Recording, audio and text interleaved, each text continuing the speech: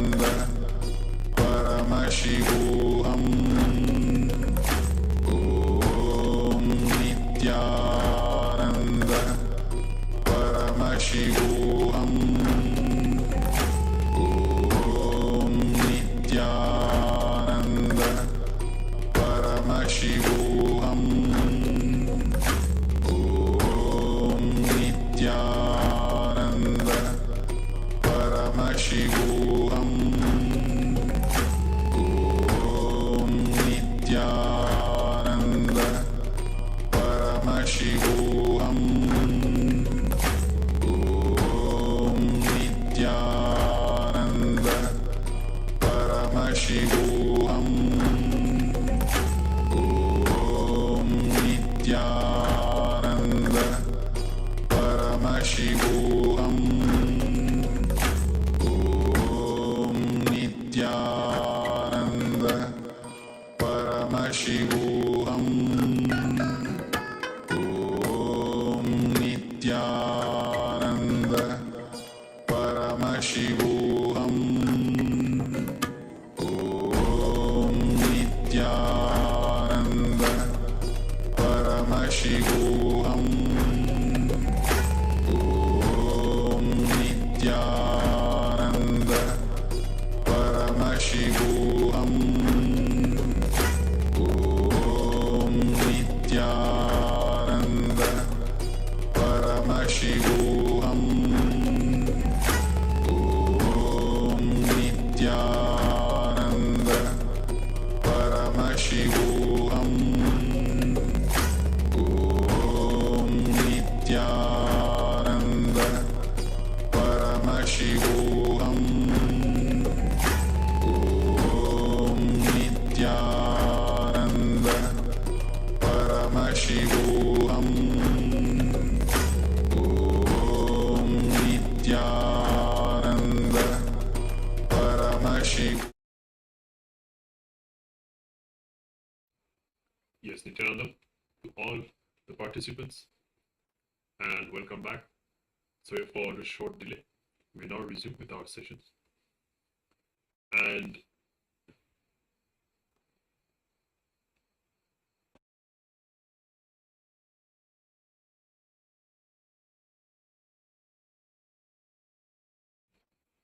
yes, so we just heard from Swamiji about the chakras, the 7 chakras within our body. In fact, there are even more minor chakras, more than 100 chakras are there within our body, but the main are 7. And adding to this is the Ananda Ganda, which is the secret chakra that Swamiji has revealed and initiated all of us into. And today we'll be experiencing the powerful Nitya Dhyana meditation that Swamiji has designed to awaken all the 7 chakras. And so for that, it's important that we should have a brief understanding of all the 7 chakras ready in our mind. So that because during the Nitya Dhyana meditation, Swamiji will be guiding us to connect with each of the 7 chakras and awaken them. So we should be able to understand a little bit about these before we get into that process. So we'll be entering into a short assignment where we're just going to introduce again the 7 chakras, and we request all of you to get a pen and paper, and you'll just have to take a few notes and make a basic drawing of these 7 chakras. So to start with, we'll just show you a few slides, images on the 7 chakras, and that you can have a visualization ready in your mind where the chakras are, and then we'll be covering what blocks them and how each of these 7 chakras are open. We know some of you would already know, especially if you have already been here before, and we also covered the 7 chakras before, even in this program, just a few days before. But let us quickly go through them again. And in just a few moments, we'll be projecting a diagram about the location of the chakras in the body. And if you haven't, please get your pen and paper, and you can make 3 columns. Just have 3 columns ready. One will be for the name of the chakra, and the next one will be for what blocks that chakra, and then what opens it. So you can have these 3 columns ready, and just have a brief quick look at this diagram starting from the Muladhara. Then you have the Swadhisthana just above, below the navel, and then in the navel region is the Manipuraka chakra. Heart level is the Anahata. Throat is the Vishuddhi, and in between the eyebrows is the Agnya, and on top of the head is the Sahasrara. Okay, so this diagram precisely shows the location of each of the 7, and so that when you meditate in the Nitya today, you should be able to locate these 7 chakras and connect with them one by one. So now we'll first enter into a short meditation, chakra awareness, and let us just connect with each of these chakras one by one. You can spend just 1 or 2 minutes and just sit either in a normal cross-legged posture or even in a Vajrasana on your knees and on your heels with the folded legs, and have your fingers, your hands in Chin Mudra, and just bring your awareness to each chakra starting from the Muladhara. So we now invite all of you to start this meditation process. Just sit with your eyes closed and bring your awareness to the Muladhara chakra. To start with.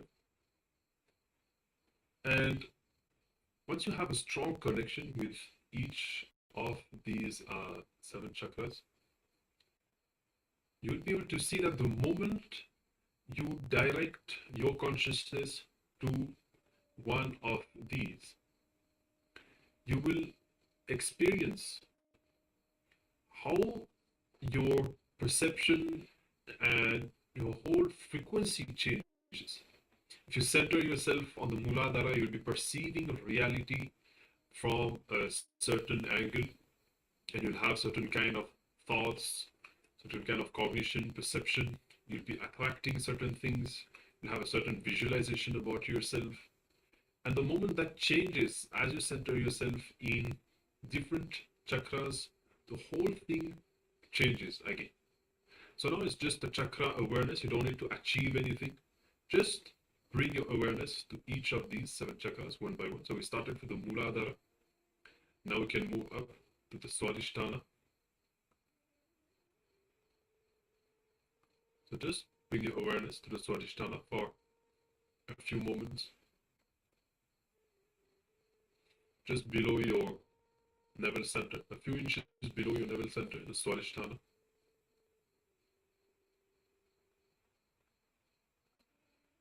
Breathe comfortably. You can have your eyes closed.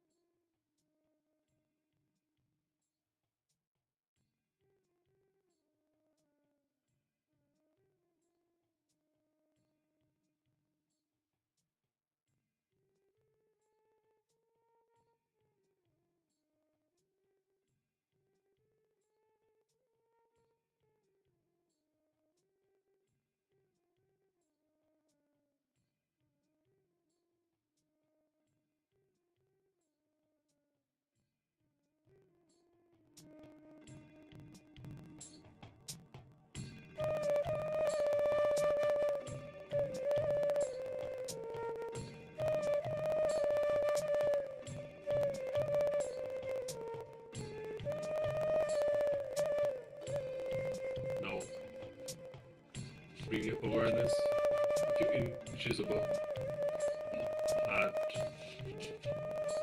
your neighbor, the Manipura chakra, also called the city of jewels, and just experience this energy center. Spend a few moments breathing in that zone. Connect with that chakra consciously.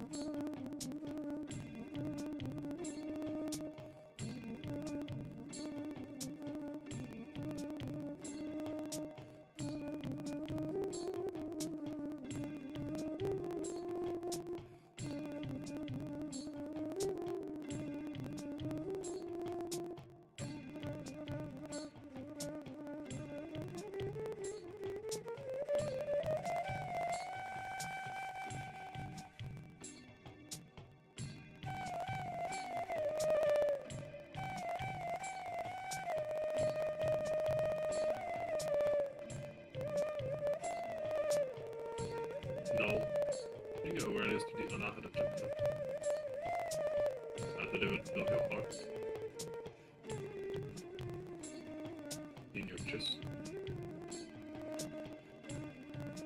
Take a few deep breaths. Just experience this chakra, this energy center.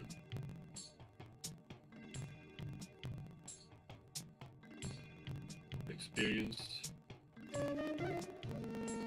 boundless love, selfless love flowering from this energy center.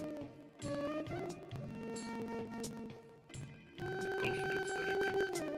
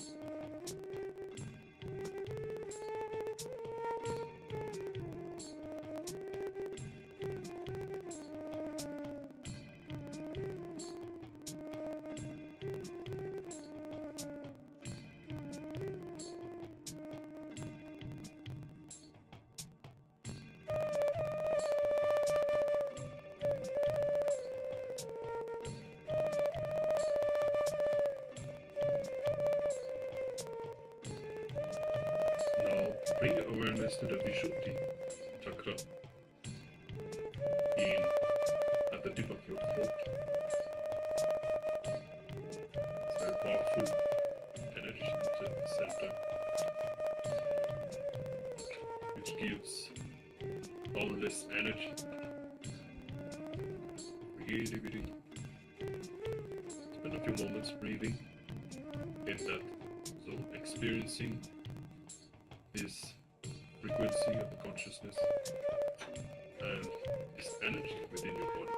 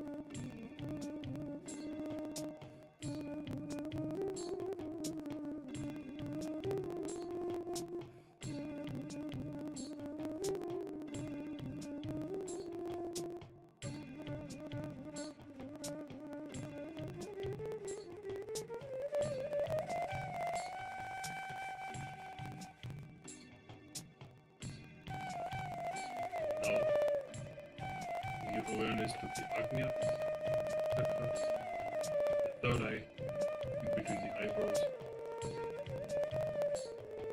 Experience powerfulness that it awakens within. The zone where you are Paramashiva.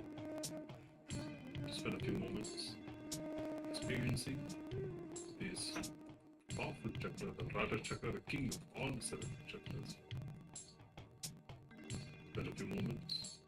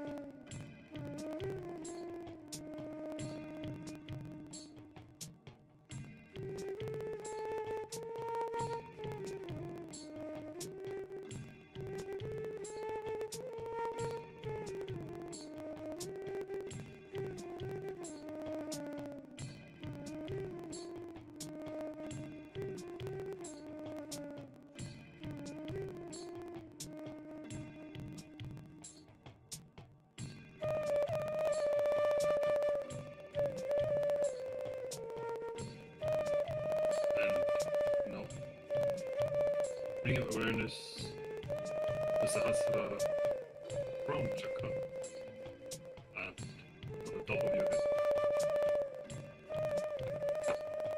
The most powerful of all the 7 chakras, a direct opening into cosmos, into Paramashiva's own consciousness. 1,000 petal lotus. Spend a few minutes. Just bring awareness to this energy center.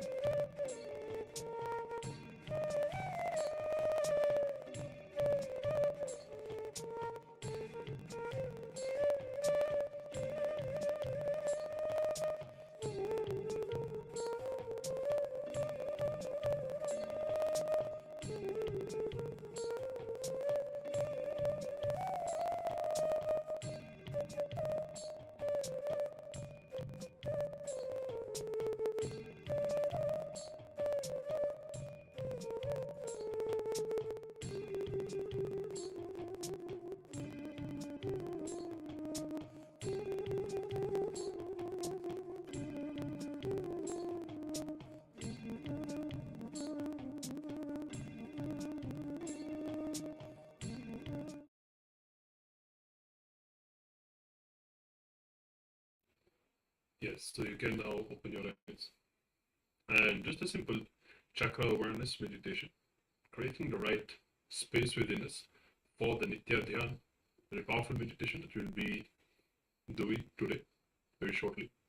And let's now spend just a few more minutes just reminding ourselves about the basics of the 7 chakras. So we'll be showing a table with each energy center and what it is connected to, what is it blocked by, and what is it unlocked by, what does it radiate.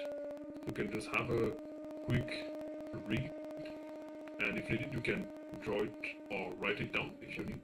So you can see the Muladhara is blocked by fantasy, imagination, and unlocked when we accept the reality, when we stop seeing what we want to see, but welcoming and accepting things as they are.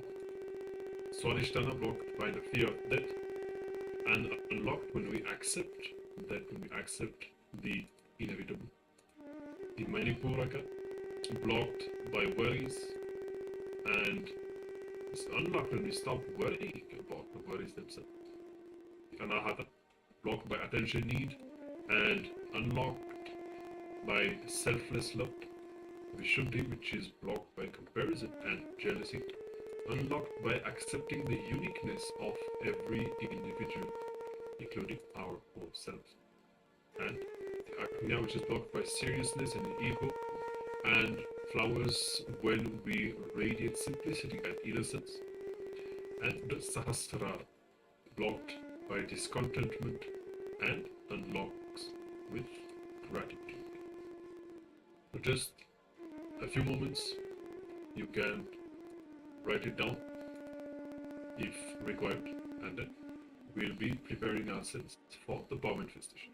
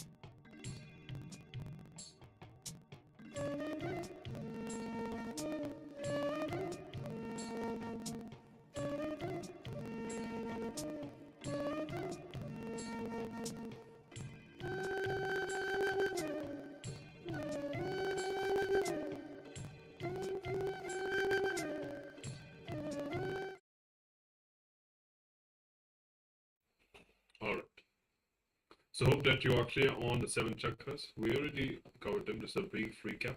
Let's now enter into the power manifestation.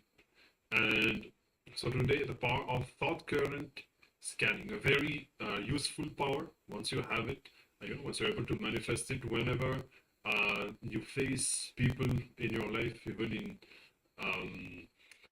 situations like a business deal, or you have to make a purchase, or have to invest money, like important kind of situations like that, when you have to assess the space or the thought current of the other person. With this power, you will be able to know exactly what the other person is thinking about. And now what we will be doing, the Acharya will be thinking, will be having an incident in mind, and through the third eye, you will be scanning and revealing what that incident is, and what as many details as you can. All right. So let's get ready for that. Please sit with your head, neck, and spine in a straight line, and bring your awareness to the third eye. And just connect to Swamiji in your inner space and chant the Mahavakya. You can have your eyes closed or open as you'd like. And just scan and see. Just connect to Swamiji. And you can request Swamiji to reveal all the details. Everything that Acharya is thinking about, the incident that he is remembering. So let's enter into this round of the power manifestation. You can keep on sharing whenever you see, whenever the third eye reveals anything to you, you can post that in the Zoom chat. And let's manifest this power of the thought current reading through the third eye.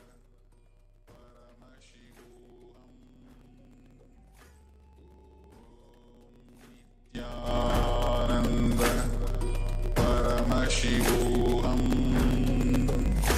Om Nityananda Paramashivam.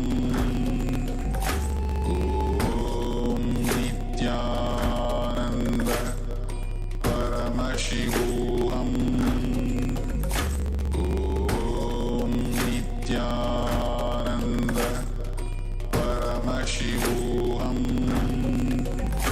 Om Nityananda Paramashivam. Om Nityananda Paramashivam. Om Nityananda Paramashivam. Om Nityananda Paramashivam. Om Nityananda Paramashivam. Om Nityananda Paramashivam. Om Nityananda Paramashivam. Om Nityananda Paramashivam. Om Nityananda Paramashivam. Om Nityananda Paramashivam.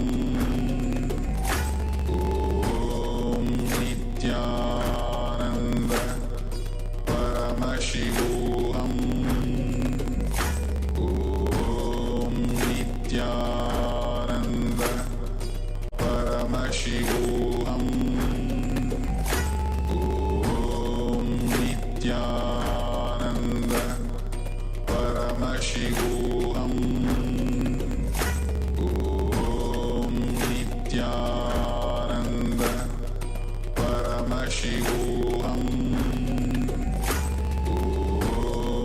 Nityananda Paramashivam. Om Nityananda Paramashivam. Om Nityananda Paramashivam.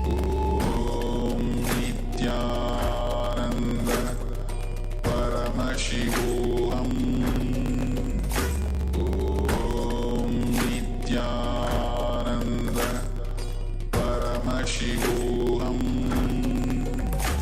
Om Nityananda Paramashiva.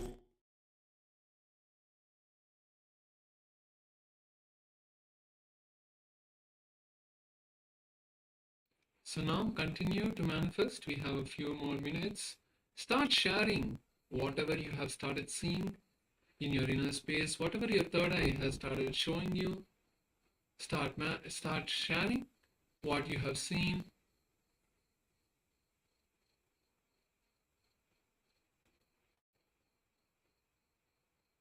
Take a few minutes to start now sharing what you have seen in your inner space.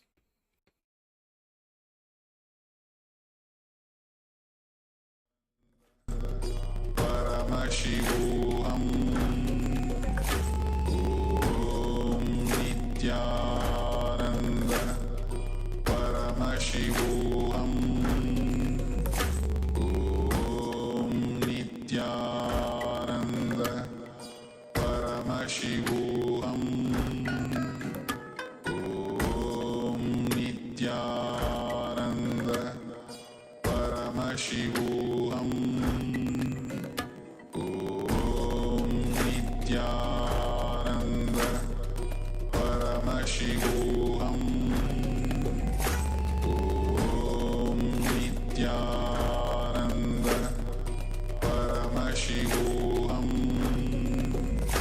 Om Nityananda Paramashivoham.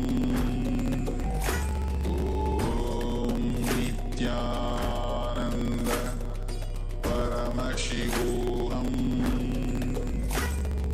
Paramashivoham.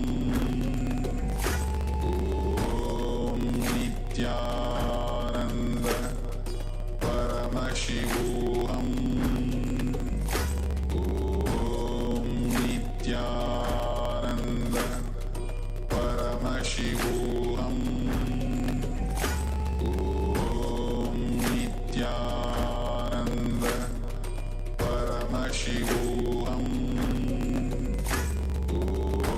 Om Nityananda Paramashivoham. Om Nityananda Paramashivoham. Om Nityananda Paramashivoham. Om Nityananda Paramashivoham. Om Nityananda Paramashivoham. Om Nityananda Paramashivoham. Om Nityananda. Yes, so now I'll be sharing the incident that I was visualizing, and all of you can share what you were able to see in your third eye. So the incident I was visualizing is a beautiful one that happened in my young age. So when I was around 10 to 12 years old, I was sitting in the Gurukul, which is the monastic school in the Nityananda, in the Adi Kailasa Sarvagyapeetham. And over there, one Swamiji was physically there. So one day I was sitting and making a Shivalinga out of Play-Doh, and Swamiji had come, and I did not notice. I was continuing to make the Shivalinga, and suddenly Swamiji came and sat next to me and told me, "Give me the Play-Doh, let me show you how to make this Shivalinga." So he took the Play-Doh and he made a Shivalinga and gave it to me. So this was the incident that I was visualizing. So if you were able to see some kind of open ground with a lot of plants, rose plants, or if you were able to see classrooms, if you are able to see Swamiji, all of that is a beautiful sign that you have started manifesting the power of the thought current scanning. So you can all take a moment now to share what you were able to see during this round of the manifestation. And also, with this power of the thought current scanning, not only you'll be able to see the events, but you'll be able to see the thought current itself and what is the nature of this experience, how it would have felt, what is the cognition and the whole experience itself. So bring awareness, be sensitive to whatever you experienced in this one. Many times when you manifest the life powers like this, it will be beyond just visual. You may just experience, you may just feel what is connected to the subject that you are scanning. So be aware, and you can see, you can recollect whatever you experienced when you were sitting, when you were manifesting the power, and make sure to share your result, whatever you have seen. And yes, so with this, we'll now be continuing, and we'll be entering into our next session.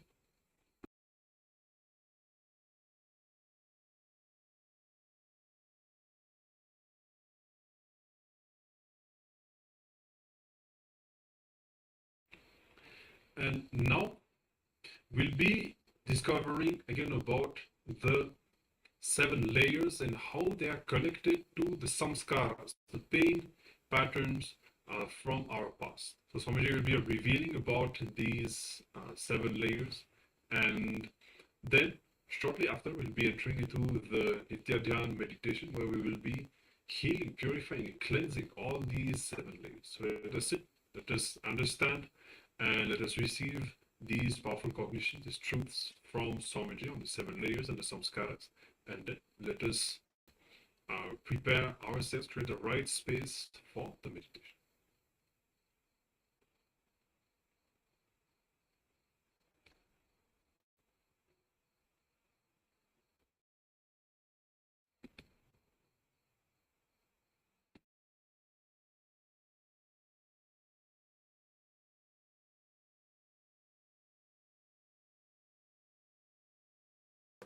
Seven layers in our being.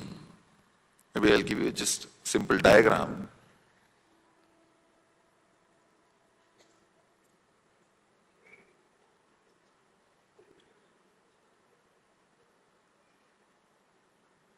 Is it seen properly? No, I think.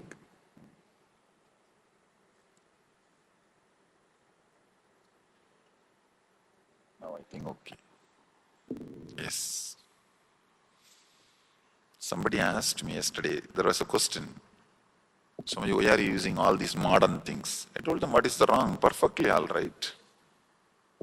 If Buddhas made 10,000 people enlightened without flight, car and computer, laptop, and without any infrastructure, website, internet, when we have all these things, we should make at least 200,000 people enlightened, 2 lakh people enlightened. So what is the wrong in using? So let all this infrastructure be used to transmit the true science. It doesn't have to be used to transmit only the ideas which was in the head of the people who invented. See, just because somebody has invented this, it is not that you have to accept the ideology and lifestyle of the person who was invented. That is what we are doing. Not just taking the comforts and scientific great things from the West, taking their lifestyle also, idiotic. And you don't know, 66% of the Western countries, not just America, even the other so-called developed countries, 66% are taking some form of psychiatric medicines. Now we don't understand where we are heading. 66 is not small percentage. Sometimes I really feel blessed, fortunate that I am born and brought up in Indian villages. I was born and brought up in Indian village. I never heard so many problems. Not that I heard and I did not have those problems. I never even heard of those problems. The sufferings and problems which the so-called developed country kids are facing, I never even heard about them. It is good sometimes. So nothing wrong in using all this infrastructure. Let it be used and the proper ideas be spread. Otherwise, what we will do, we will start thinking the person who created this infrastructure, these discoveries, he knows everything about life. That is the foolishness. That is the foolishness. They may know how to operate all these machineries, but that does not mean they know how to live the life. The East, we have done more than 10,000 years of research and development in the inner science, in the inner field, and let the inner science be spread using the machineries and infrastructures of the outer science. We have 7 layers in our body. First layer, I'm just trying to give you a visual idea. Of course, surely not our bodies are like a round shape unless you are really obese. Even then it won't be exactly this circle. I'm just trying to give you a picture, an idea. First layer is the physical body which you are carrying, made out of flesh and blood. The second layer is the pranic movement, the prana movement, which is happening in your system, like inhaling, the prana which stays inside you, and the prana which spreads all over the body, and exhaling and cleaning. There are 5 pranas: prana, apana, vyana, udana, samana. The 5 pranas.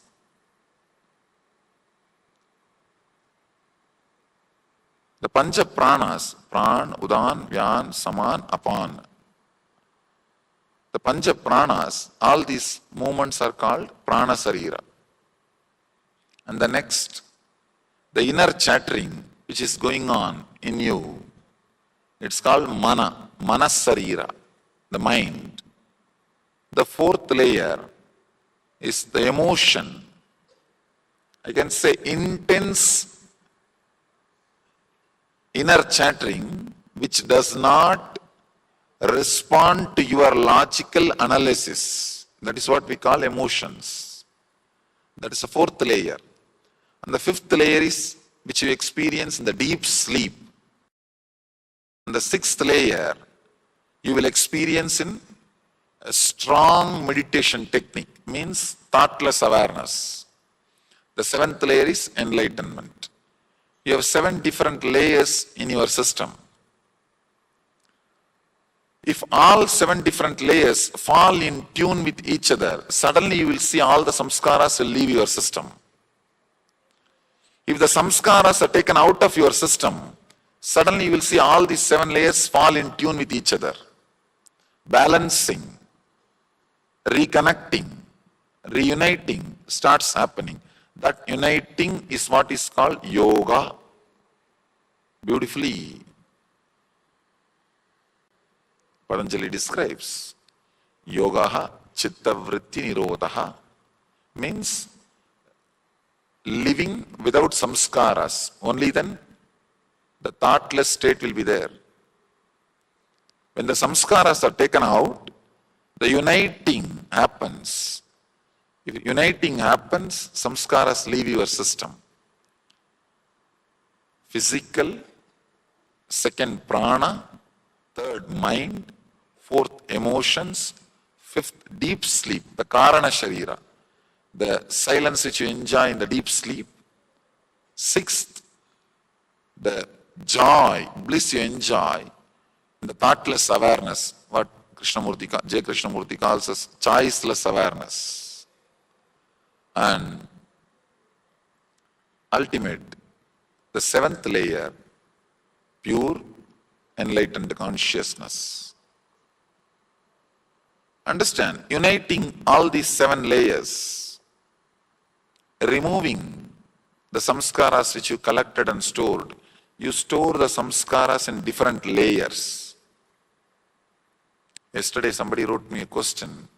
Swamiji, this stuff was too strong for me, especially the analysis on the 4 states of consciousness.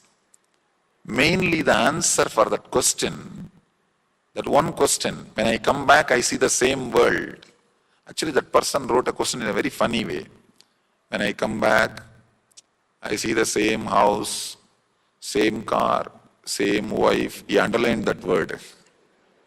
That word was underlined. I didn't. Same wife and same life. But when I go back to the dream, I don't see the same thing. Answer for that question was very shocking to him. I think the same person again wrote one more slip. During the darshan, I got the slip. He says it was too strong. I didn't expect I will have such a clarity. I'm afraid of the clarity now. Understand? Many times, people are afraid of getting near the truth. Getting near the truth. The physical layer, the body out, which the physical body is the first layer. The prana movements is second layer. The inner chattering is third layer. Emotions are fourth layer. The deep sleep, what you experience during deep sleep, that silence is fifth layer. In the deep meditation, what you experience, that joy, that intense, vibrant silence is sixth layer. Enlightenment is seventh layer. In the deep sleep, it will be graveyard silence, negative silence. In meditation, it will be intense silence. There is a big difference. When you fall asleep and come back, you will not become more intelligent. But when you fall into meditation and come back, you will be more intelligent. And you will be more blissful. When you fall asleep and come back, you may be fresh, a little relaxed, but you will not be more blissful. But when you fall into meditation and come back, that silence is called intense silence. Live, vibrant silence. So,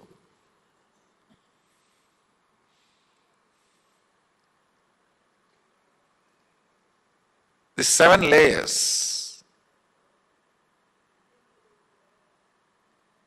we store different samskaras in different layers.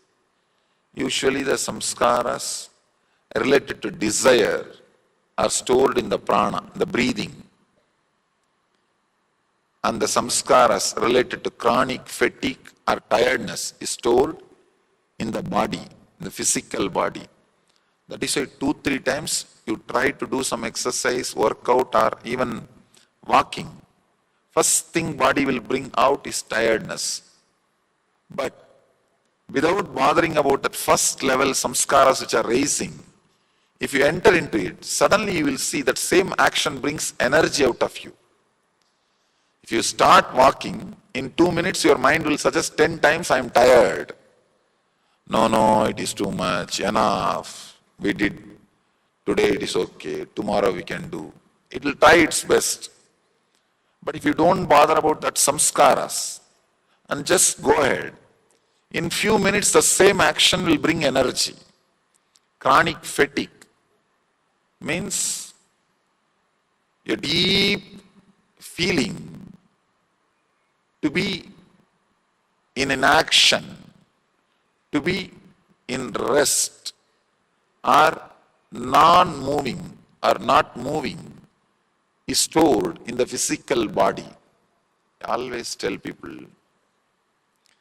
karma palatyaga, not karma tyaga. The results of the action should be surrendered, not the action itself. Karma tyaga is very easy. That is where the whole spirituality has ended.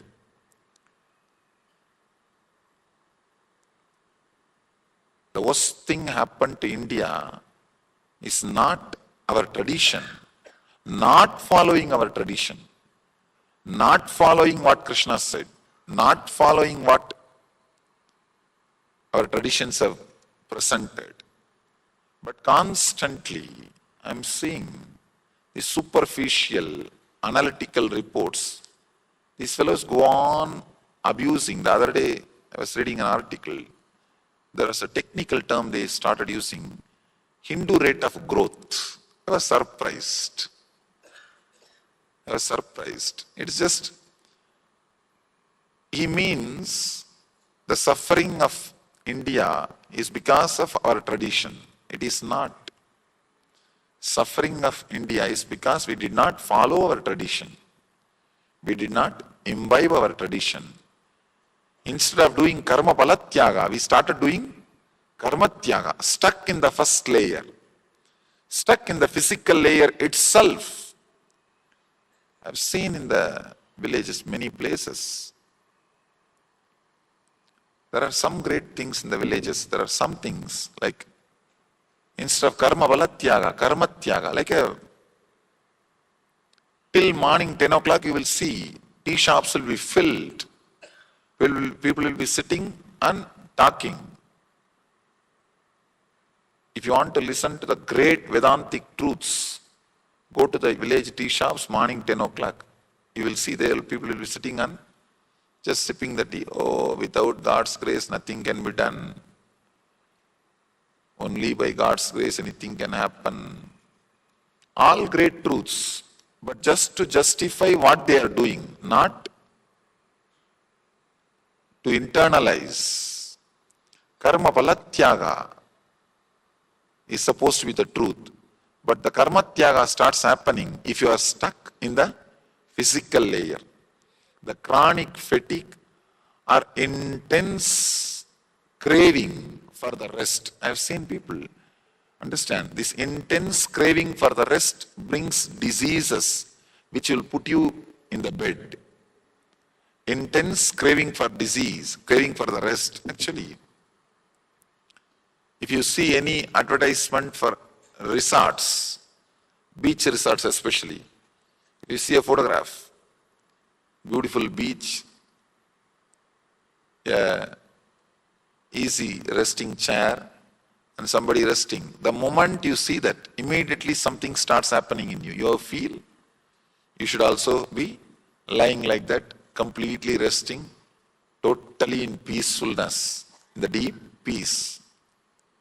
The moment you see that something in you is awakened, that's what I call intense craving for tamas. Understand? If you really find out the same beach, same chair and lie down, you will not have that same peace which you visualized.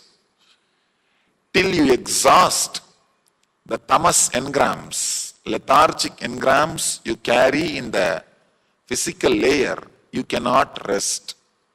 Your desire for rest will not let you rest. Please understand. How can you say, Swamiji, my desire for rest will as naturally as to let me rest? No, it won't. Because it is from engrams. It is from samskara. Even if you find out the same beach, same chair, same bench, same place, try to lie down. The moment you rest, the moment you started resting, in few minutes this samskara will settle down, the next layer samskara will start. Even the decision to rest, if it is based on samskara, you cannot rest. First layer samskara is intense desire for rest. Continuously you will see your mind is pulled back. There is a very beautiful story in Upanishad. Disciple goes to the master and asks, Master, give me the method for enlightenment. Master says, very wonderful story. He says, just take these 400 cows and when they become 1000 cows, come back. The modern day disciple would have said, what, you are making 600 cows out of my enlightenment. You are trying to make more cows out of my seeking.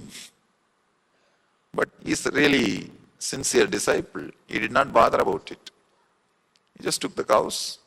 And the story says, when the cows have become 1000, when he came back, Master says, not only he became enlightened, he says, now we have 1001 cows. In Vedic tradition, cows are highly respected. It's a sacred thing. He says, this guy is also now raised to that level, sacred, the level of sanctity. Actual thing what happened is, Continuously when you work with cows, they cannot let you rest. And they don't know you are working 24 hours. They don't know there is nobody else to replace you. They don't know that today is holiday. They don't know. But one person can work only 8-hour shift. They do not have all these problems. They will constantly demand your attention. This guy, by working continuously with them, the deep desire for rest has disappeared. I can say, the deep desire for vacation or the deep desire for rest, the chronic fatigue, if it leaves your system, 90% of your spiritual journey is over. That is the first worst problem. First layer samskara. The second, in the prana sarira, in the pranic layer, you store all the desires. That is why whenever your desires are changing, suddenly you will see the breathing pattern will change. If you are caught by strong desires, like a lust or anger, even anger is a kind of a desire. Strong desires, your breathing pattern will change. It will be chaotic. The third layer, mental layer. See, the pranic layer, second layer, you store your thoughts about how your life should be. In the mental layer, you store your engrams about how your life shouldn't have been. Means guilt. If your energy moves towards the future, it is desire. If your energy moves towards the past, and continuously it is rotating only about the past, it is called guilt. If it is flowing continuously towards the future, it is desire. If it is flowing continuously towards the past, it is guilt. Different ways of moving. The mental layer, the third layer, you store the engrams related to guilt. The fourth layer, in emotions, you store all the visualizations related to pain. Understand, the fourth layer is very powerful layer. In the fourth layer, you don't need any action or information to strengthen the engrams. In the first two layers, you need action to strengthen your engrams. Means the tiredness or the desire for vacation. The more you give the vacation, the more the desire will be strengthened. Same way, other desires, the more you enter into action based on those desires, the more the engrams will become strong. The third layer, guilt-related engrams. You don't need to do the same action, but just the information about that action. Means, if you have seen the same place, or if you are seeing the same person, if you are seeing the same situations, immediately that engrams will become strong and it will be awakened. But in the fourth layer, pain engrams. First layer, chronic fatigue, lethargy engrams. Second, desires. Third, guilt. Fourth, pain. The pain layer, neither you need action, means you don't have to have the same pain again and again, nor you need information related to pain. You don't even need to receive information related to pain. Just the engrams are enough, they can multiply, they can expand, they can multiply. The deeper layers, the fifth layer, the layer you experience in the deep sleep, there, even though engrams are there, you cannot do anything about it, because in the deep sleep, your mind cannot do anything. It's an unconscious layer. In the first four layer, if you can reduce the depth of the engrams, samskaras, naturally the fifth layer and sixth layer will be cleansed. Fifth layer will be cleansed, if you clean all the first four layers. If the fifth layer is cleansed, you will start experiencing sixth layer more and more. Sixth layer, meditation layer. Fifth layer is deep sleep layer. Sixth layer is meditation layer. If you are getting into the deep sleep layer more easily, it means the first four layers are clean. If the first four layers are not clean, then you will suffer more in the fifth layer. That is why the more stress and load, so much of suffering related to sleep starts happening in the life. Sleep has become a big problem. Now, especially in the developed countries, I am seeing they are able to get beds but not sleep. Their infrastructure has created the facility to have beds and different temperature, different comfort, so many things, but not sleep because too much stress. Not only that, if these four-layer engrams are too much, in the fifth layer, the relationship between you and your body gets disconnected. I always tell people, reducing the engrams in the first four layer is making friends with your body. Making friends with your body because you don't know how we are abusing the body. Understand? If you are having overweight, it is directly connected to some of these engrams. When you feel emptiness inside, lonely, you start feeling it. Sometimes you start feeling it by food or by drinking. Any one thing.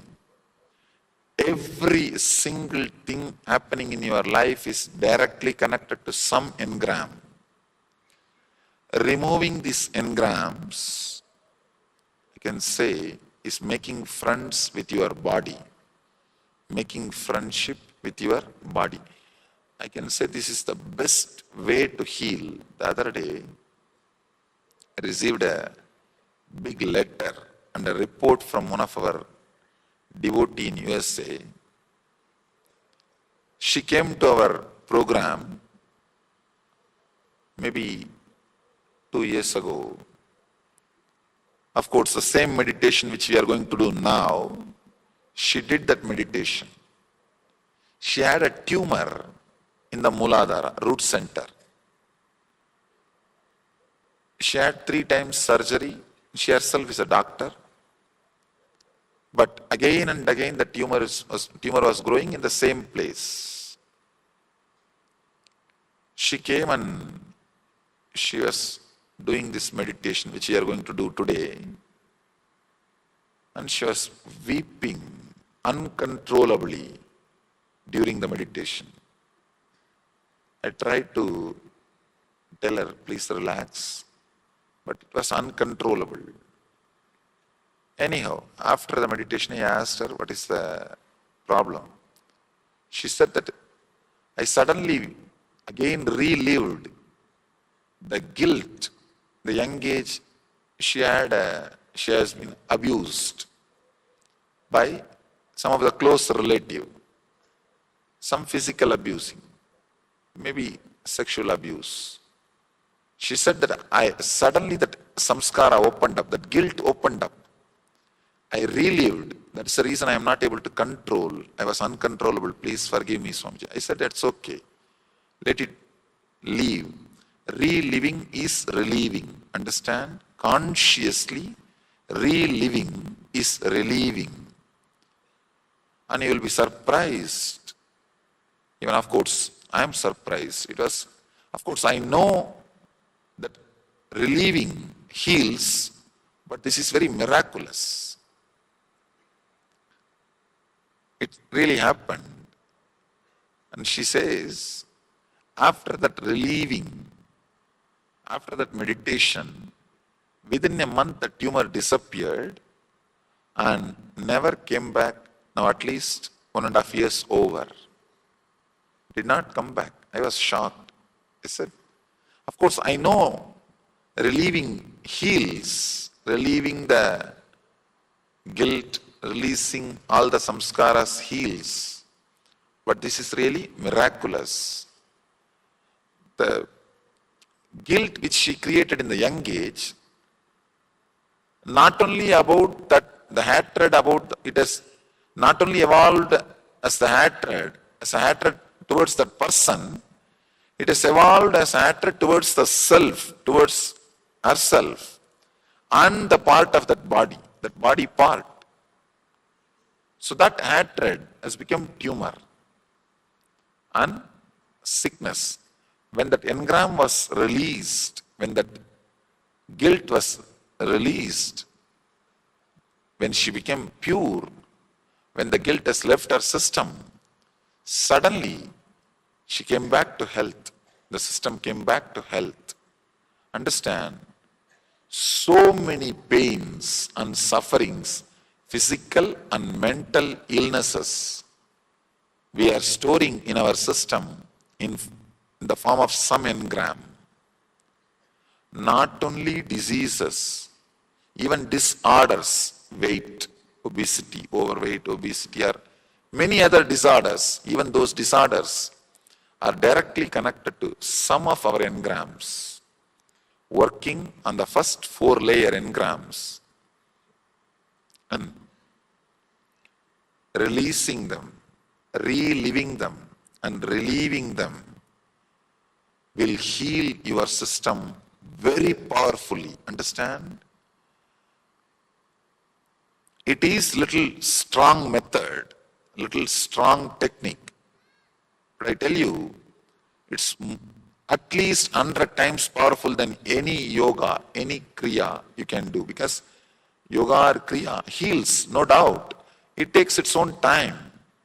This is like directly attacking the root center, root cause of suffering. Yoga starts working on your physical body, exhausts all the tamasic engrams and heals you. Kriyas, the breathing techniques, they start working on your pranic layer, second layer, and releases the desire engrams, reduces the stress, and starts healing. But this method, the meditation techniques, straight away works on your 4th layer. You can work only maximum up to 4th layer. Beyond that, your logic cannot travel, your effort cannot do anything. Beyond that, only the master's presence can do any job. Anyhow, you can work up to the 4th layer. The meditation technique straight away works up to the 4th layer and heals you. That is why it will be so powerful. You need complete involvement, interest. You need to put your whole attention and awareness into the technique. If you can go into it and come out, you will see miracles happening inside you. Understand? If you don't know the science of miracle, you will be making accidents. If you know how to use your inner space, you will be making miracles. If you don't know how to use your inner space, you will be making accidents. Both are beyond your logic. Miracle and accident, both are beyond your logic. If the effect is favorable to you, desired by you, you call it miracle. If the effect is not desired by you, if it is not benefiting you, you call it as accident. In your inner space, if you know how to use, you will be constantly making miracles. Purifying the inner space is planned for miracles. If you don't know how to use, you will be constantly creating accidents because you will be attracting the same frequency incidents in your life, same frequency actions in your life. So, this is a wonderful truth which you need to internalize. Not only internalize, experience by entering into the process. By entering into the process. Understand? I don't even want to use the word meditation technique for what we are going to do today. Today we are going to do two things. One is process. Maybe the second one can be called as meditation. The first one cannot be called as meditation because it's more like reliving, going into all the things about which you are afraid, all the things which frightens you, facing them, living them, reliving them. I call this as reliving. Reliving is relieving, and we will enter into meditation technique. Very powerful technique which you can carry and practice in your home every day.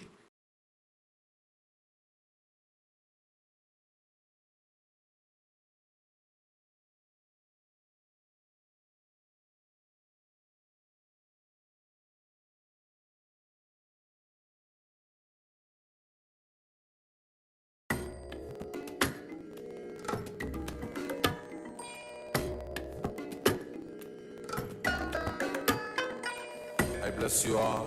Let you all open all your three eyes and manifest the powers of Mahasadashiva. Om Nityananda Paramashivam. Om Nityananda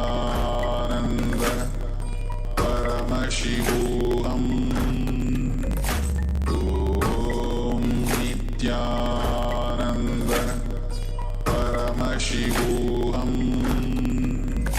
Om Nityananda Paramashivam. Om Nityananda Paramashivam. Om Nityananda.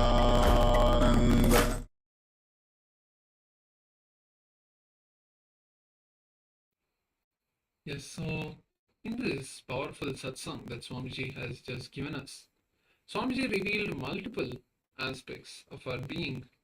First, Swamiji spoke about the 7 layers of our body: the Annamaya, Pranamaya, Manomaya, Vijnanamaya, and Anandamaya. These 5 main layers. And he also spoke about the other 2 layers, which is the nirvanic body and the etheric body.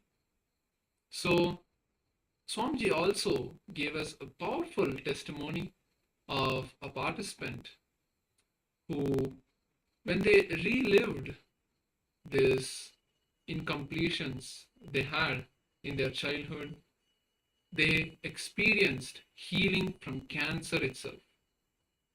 So now we are also going to be entering into a powerful process to complete and drop these incompletions that are there inside of being and look at them like fishes jumping in the ocean.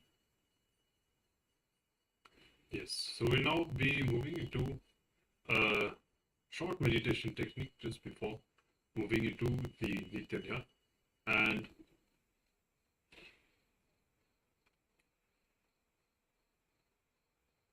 Swamiji tells us that when we raise our Kundalini Shakti, it brings us to the perpetual completion. Because your consciousness is just like the ocean. And your completion can be even 30-year-old or yesterday. They are finally just like fishes jumping in the ocean. Each idea you have either about completion, incompletion, about your own body, any kind of thought, any kind of idea that you have in your mind, just like a fish in the ocean. As Swamiji explained, all thoughts, ideas, whatever goes on inside you, it's all happen spontaneously in unconnected way, randomly, and even your name, the idea that you're male or female, the idea that you have completion, incompletion, all of these are just fishes. And when you realize that, when you stop clutching with these thoughts and believing them to be giving too much meaning to them and getting clutched with them, you will actually experience levitation.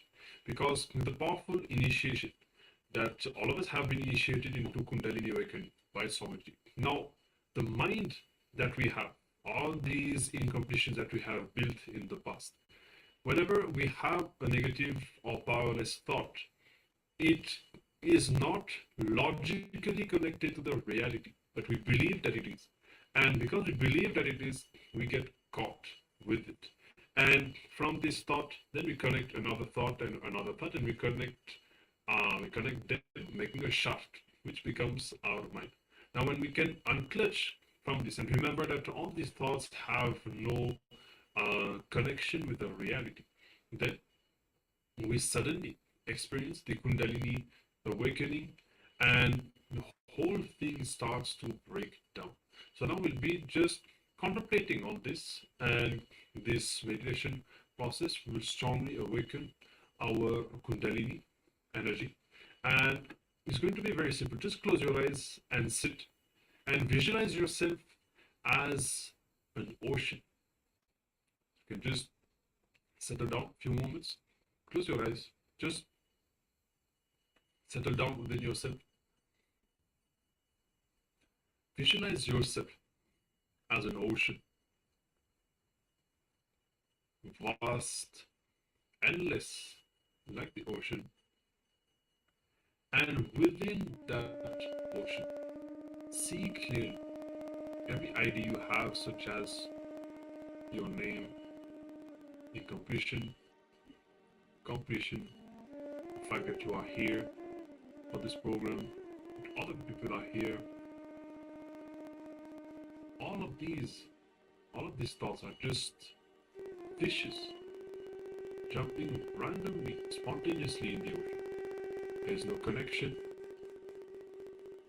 between these thoughts with each other, and these thoughts themselves are not actually connected to the reality itself.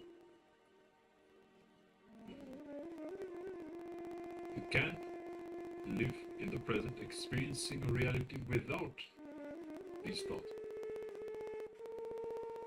So, holding on to this visualization that you are the ocean, and all these thoughts, all these ideas are just fishes randomly and spontaneously jumping.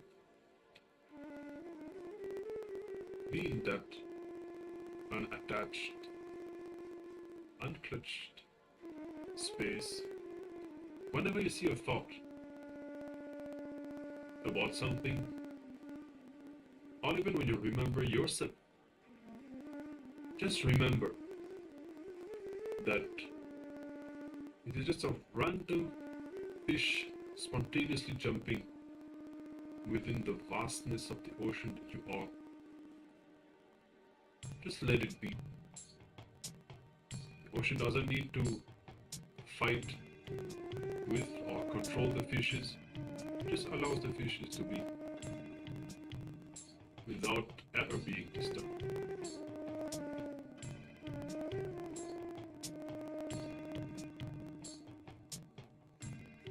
Hold on to this visualization and meditate for a few minutes.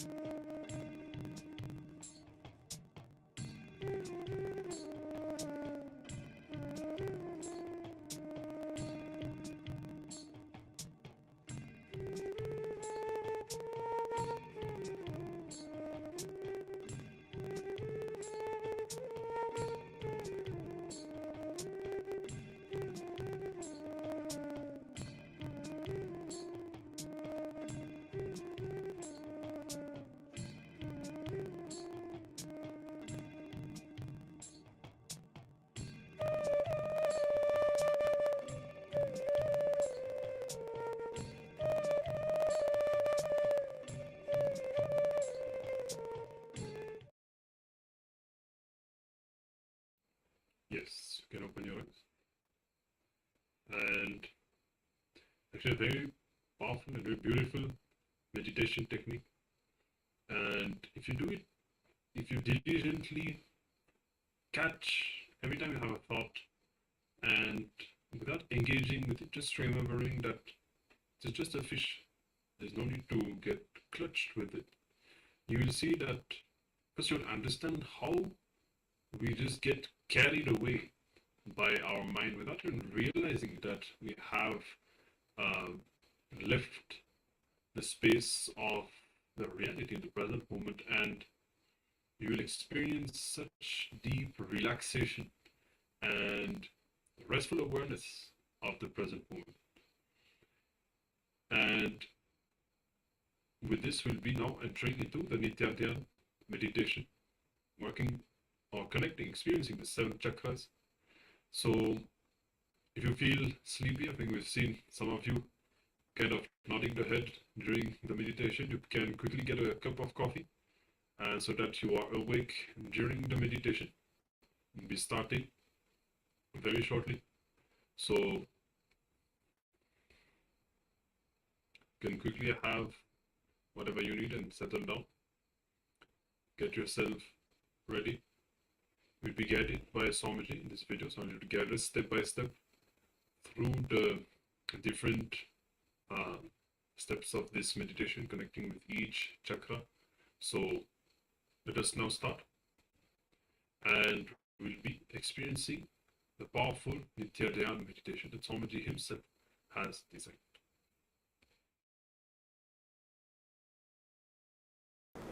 The meditation process, life bliss meditation. The meditation process which creates the perpetual completion in your system. I give you a few minutes, please settle down and adjust yourself, make yourself comfortable. Then I lead you step by step.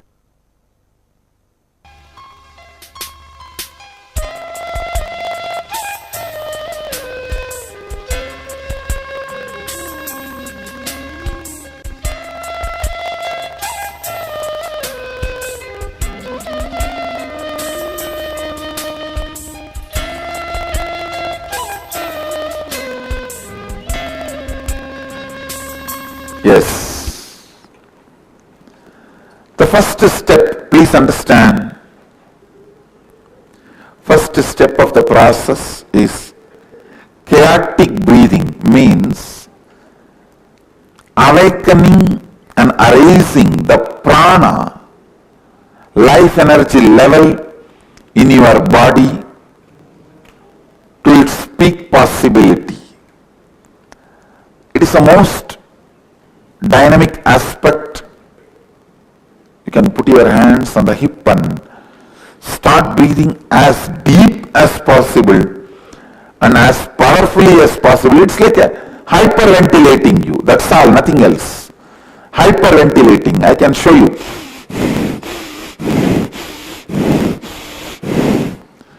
Use your whole body to breathe.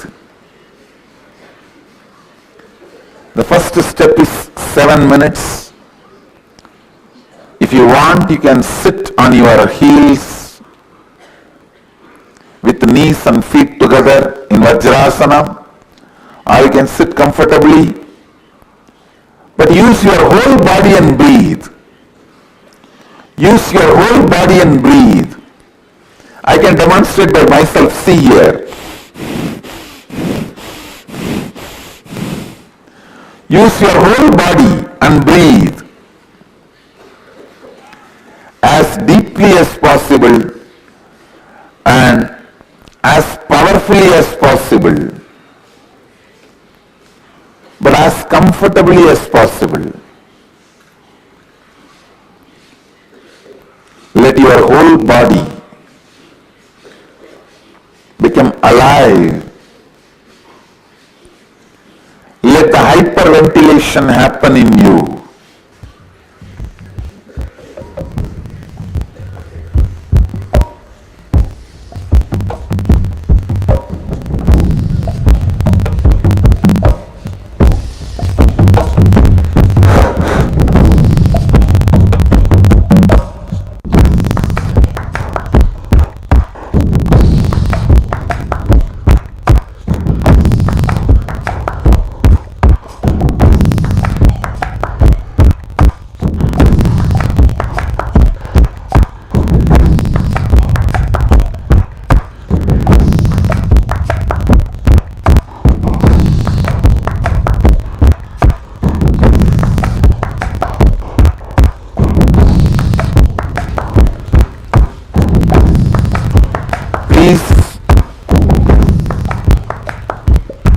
Sincere as much as you can.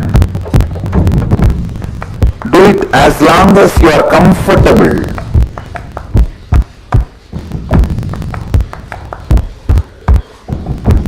Just don't increase your high blood pressure if you are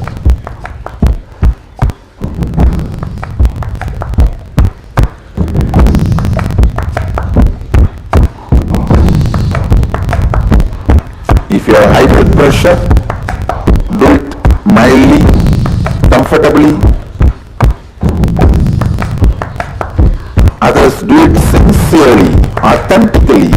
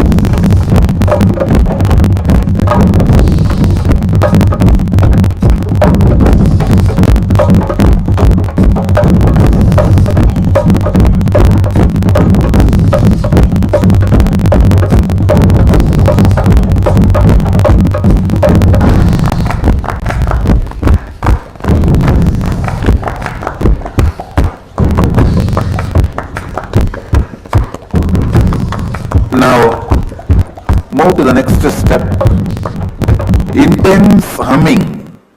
Sit in the same way, either sitting on your knees or sit comfortably, but hum as intensely as possible.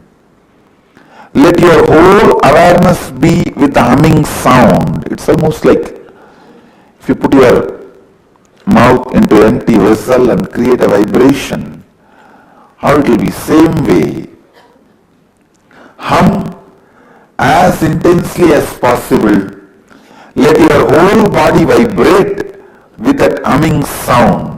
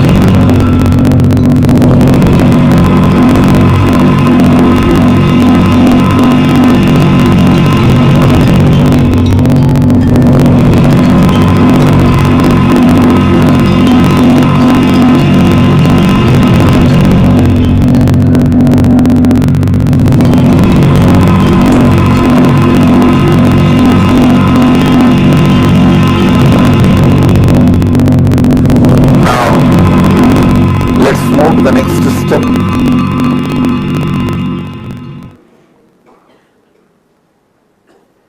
Bring your awareness to the 7 energy centers in your body. I'll guide you step by step. First, the root of the spine. Visualize yourself a powerful, bright sun in your root center, the root of the spine.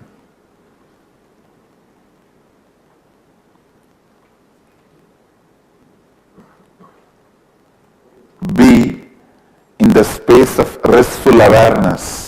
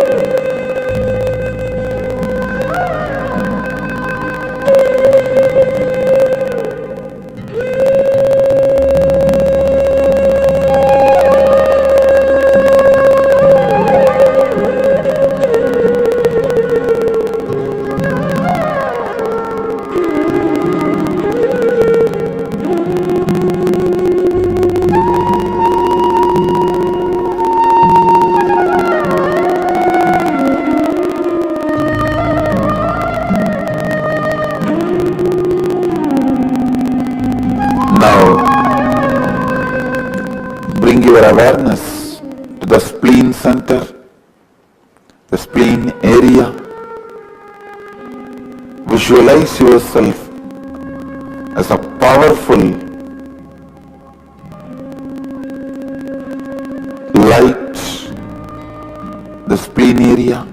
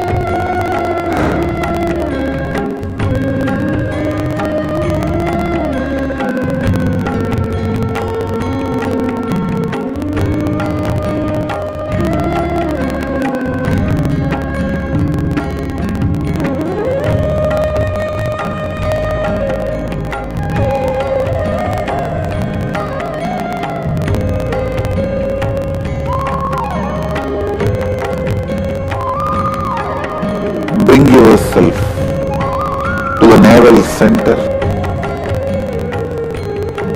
See yourself in your navel center as a powerful light.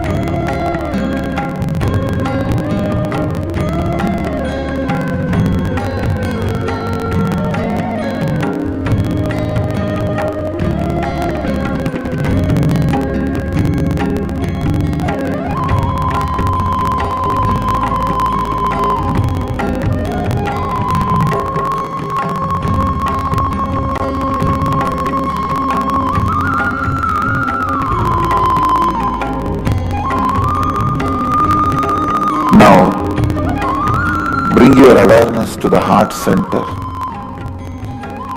center of the heart. Visualize yourself as a powerful light.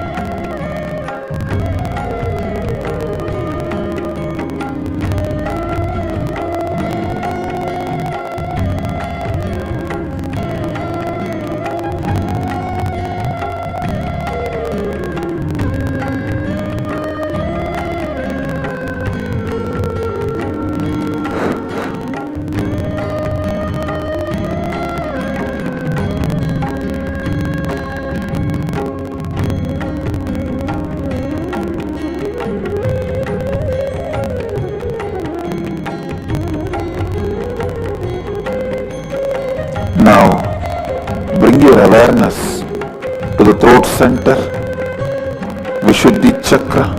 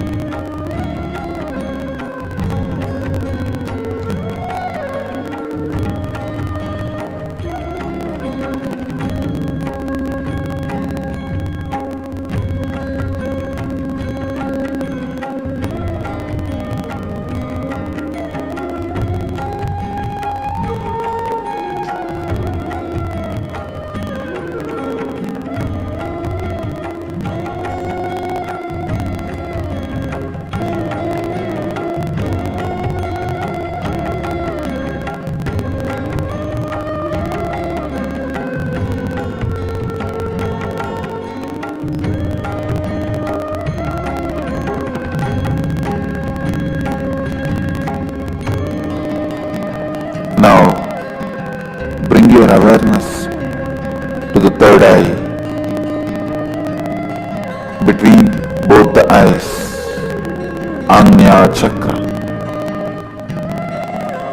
See yourself as a powerful light on the third eye.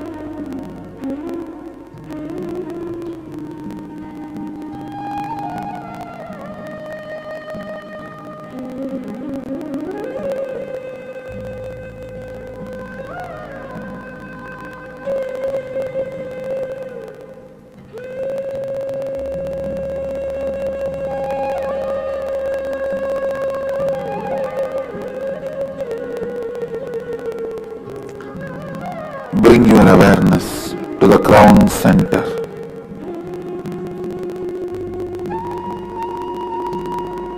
The top of your head, Sahasrara chakra.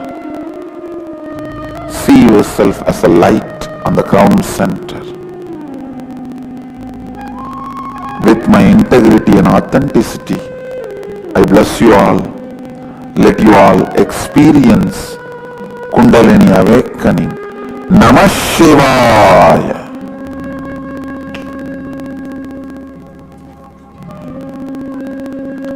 Namah Shivaya.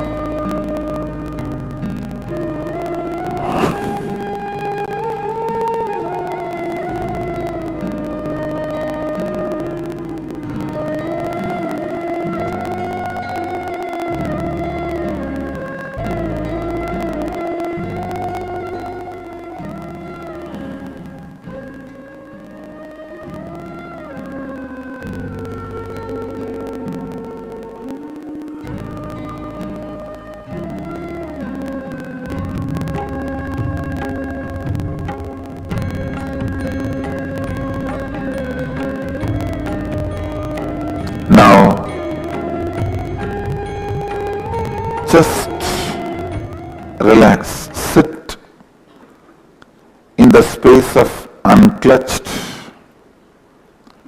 desire to yourself. You will sit in the space of perpetual completion. Any incompletion comes up, complete and drop them. Be in the space of perpetual completion.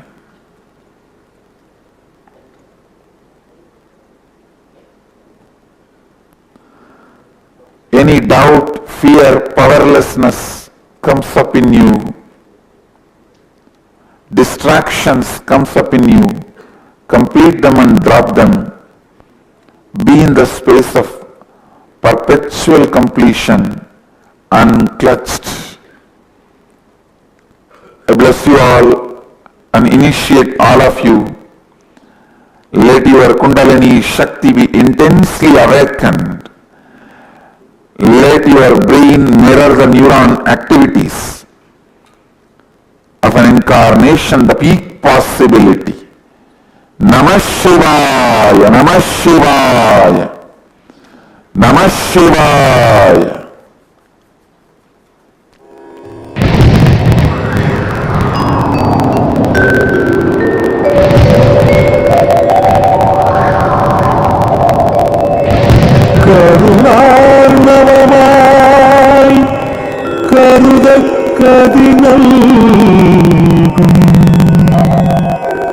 Arunachal சிவமீரா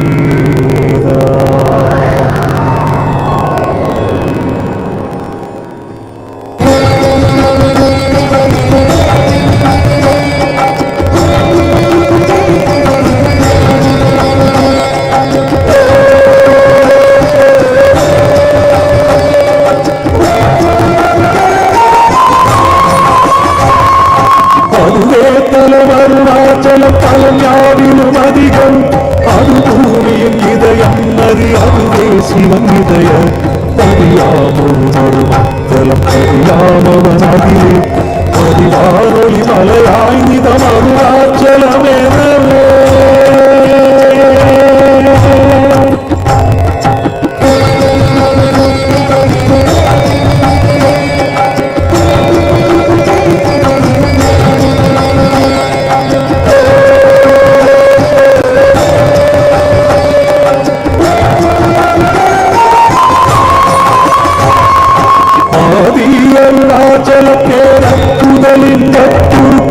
ஆதினாள் மாதை இல்லாதிரை அச்சோதியும் ஈசனினால் அமரர் ஏற்றி வழிபட்ட நாள் மாசி சிவராத்திரியாம்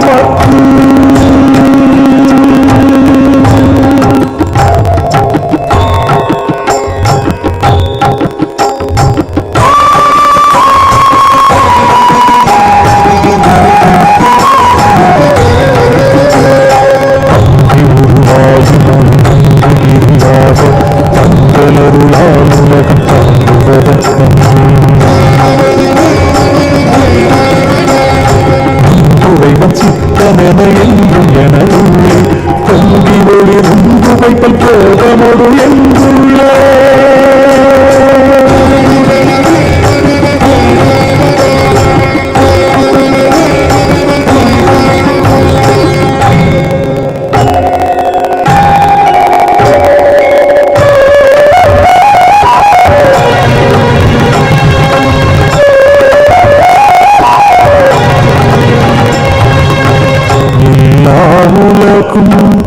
கதையவியலால் உள்ளாவினைகள்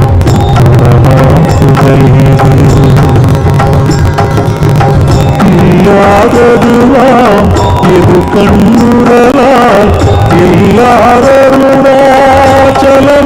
இதுவே இல்லாதருணாச்சலமாம் இதுவே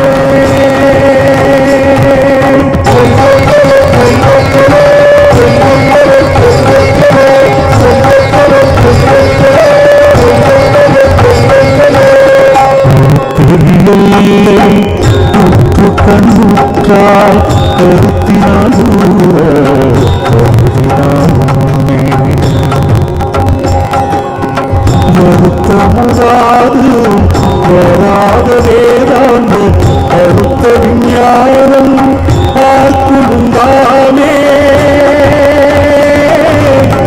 அறுத்த விஞ்ஞானம் பார்க்குமுந்தாமே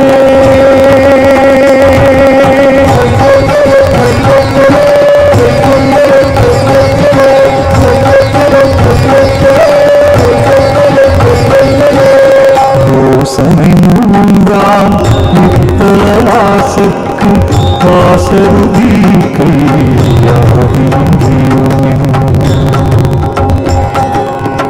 வாசலில் சாயுச்சியம் பயக்குன்னே ஈசனம் என்றன் ஆணையினானே ஈசனம் என்றன் ஆணையினானே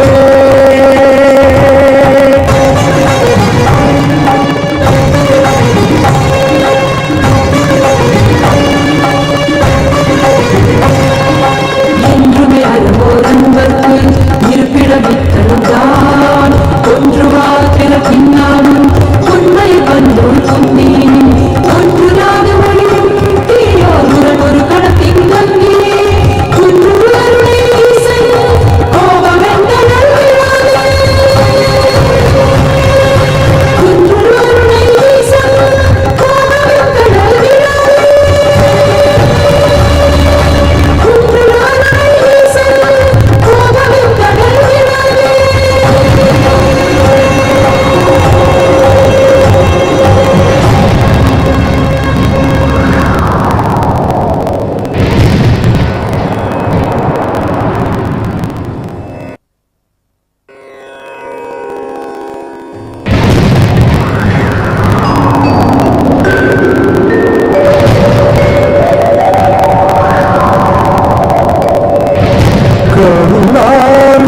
கருணார்ணவமாய் கருதக் கதிநல்கும் அருணாச்சல சிவமீரா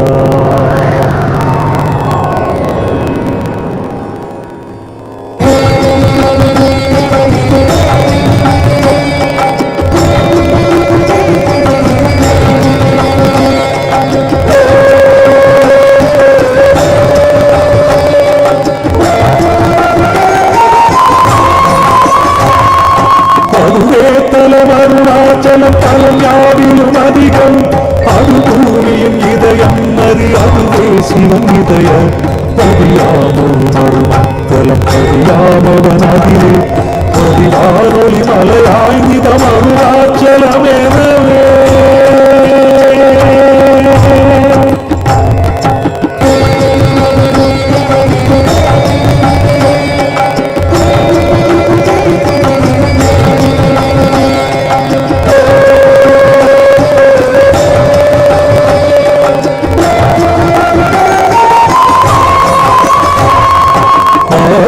அருணாச்சல பேரக்குதலின் கட்டுருக்கள் ஆதினாள் மார்கை இல்லாதிரை அஞ்சோதியும் ஈசனை நாள் ஏற்றி வழிபட்ட நாள் மாசி சிவராத்திரியாம்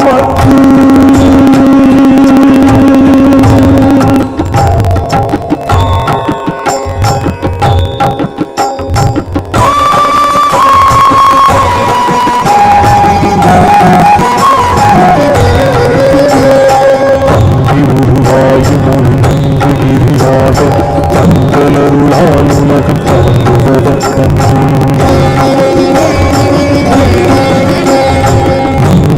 சித்தனென என்றும் எனதுள்ளே பொங்கி ஒளி உந்து வைப்பல் போதமொடு என்றுள்ளே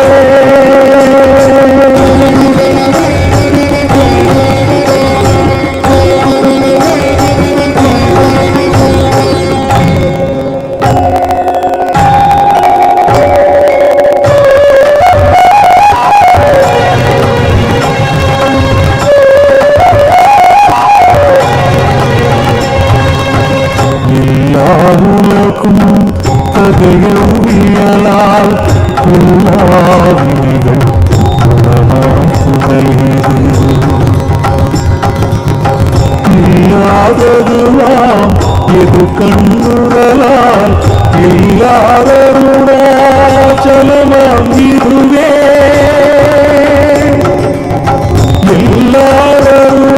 எல்லாதருணாச்சலமாம் இதுவே.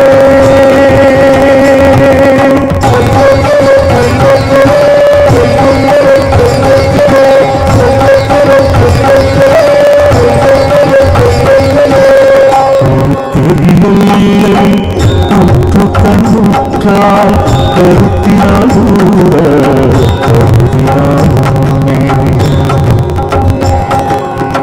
வருத்தமுறாது வராத வேதாந்த கருத்த விஞ்ஞானம் பார்க்குந்தாமே. அருத்த விஞ்ஞானம் பார்க்குந்தாமே.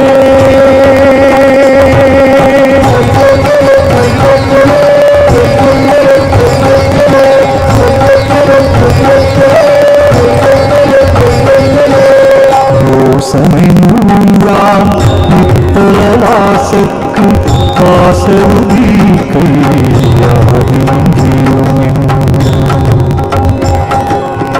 வாசல் சாயுச்சியம் பயக்குமே. ஈசரம் எந்தன் ஆடையினானே. ஈசரம் எந்தன் ஆடையினானே.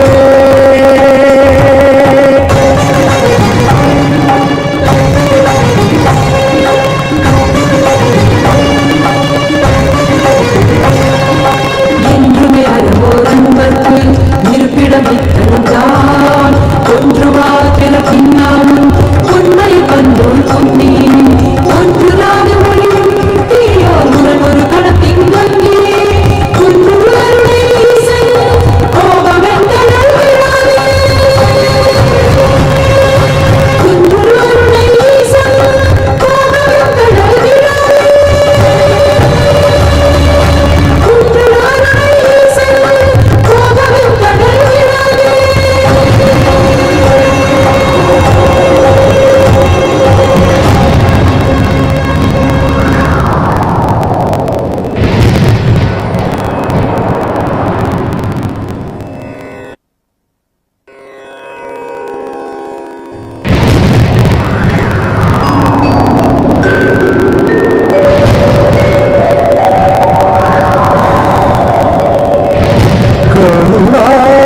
கருணார்ணவமாய் கருதக் கதிநல்கும் அருணாச்சல சிவமே. I bless you all.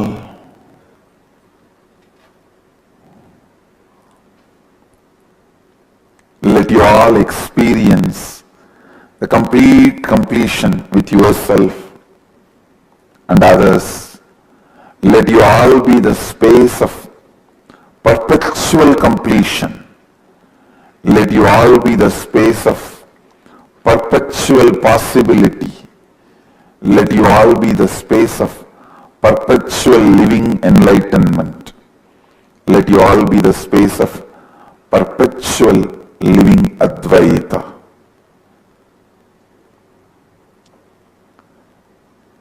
I request every one of you, please practice this life bliss meditation every day.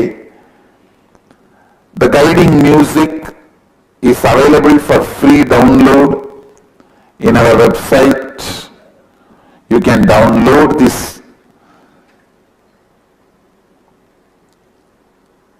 music with voice guided. The guided CD is available in our website for free download.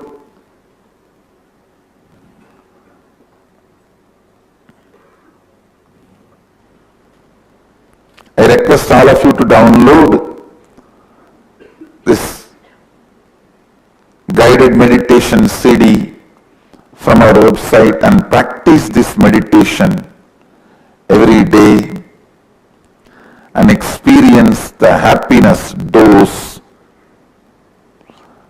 of happiness in your life.